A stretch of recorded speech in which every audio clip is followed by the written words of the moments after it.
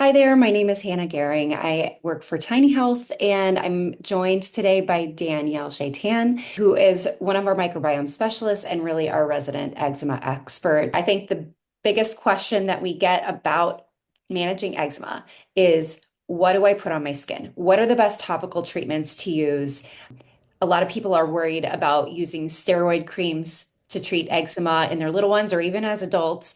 So can you walk us through topical treatments and what you would recommend? Right. So there is something important to know about the eczema skin. There's a variety of different dysfunctions that are happening with the skin cells that present with eczema. And I think as a result, we need to tackle and address each of those dysfunctions as best as we can to provide the right topical treatments. So, one, our eczema skin, when it's inflamed like that, it does not make antimicrobials anymore. So, we're covered, right, head to toe in bacteria. But if the bacteria is sitting on the skin, that is inflamed, it can enter the dermal layer and cause more of a reaction and ultimately lead to a staph infection. So we want to wash away. Data shows if we take baths, sometimes up to twice a day, we can wash away those unfriendly microbes. We can also use products like Active Baby Spray, which has, and Skin Smart, which has hypochlorous acid in it, which is very gentle, can kill the microbes on the skin that could cause an infection. We can also use natural substances. Sometimes people use rosemary, hydrosol, and such that will help kill those.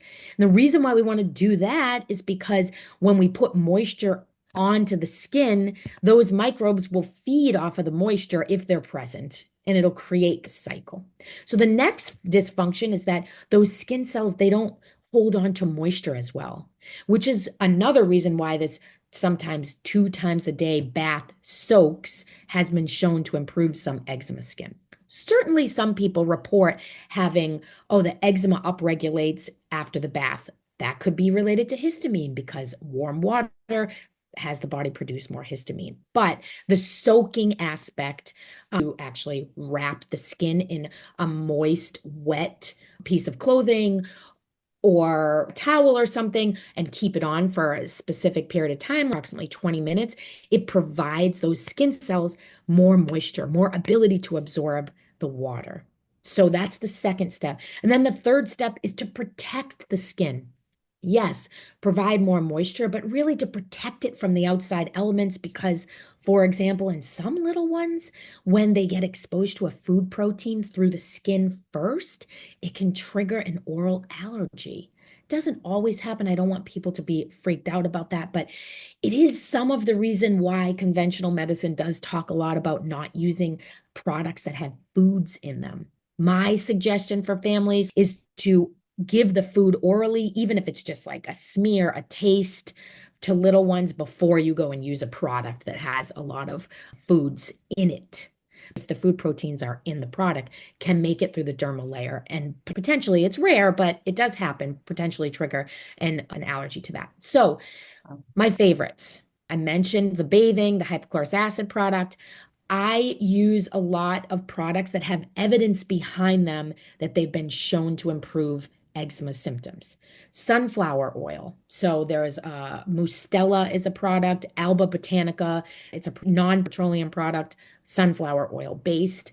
I use products that have calendula in them, which is an herb, but it has been used considerably to help with eczema. Some people don't respond well to calendula, so that might not work for everybody. But I wish, one thing I wanted to say, I wish I had a magic elixir that would help with everybody's itch, but it usually is very personalized, as you probably know, Hannah. So one person, right, might benefit from tallow, and another person that does not do well with dairy or in the dairy family cannot tolerate the tallow because it's getting absorbed, and they do better with sunflower oil. So tallow is a big one that we have some great products on our site that use a variety of ingredients. We try to keep it clean. And what I mean by clean is trying to use non-petroleum products or ingredients that maybe something like the EWG or other organizations would say can be related to other types of conditions. Every time that somebody comes to me with eczema, The first conversation I have is we've got to look at your gut because the imbalances in the gut play a direct role in your skin. So I encourage everybody to get a gut test.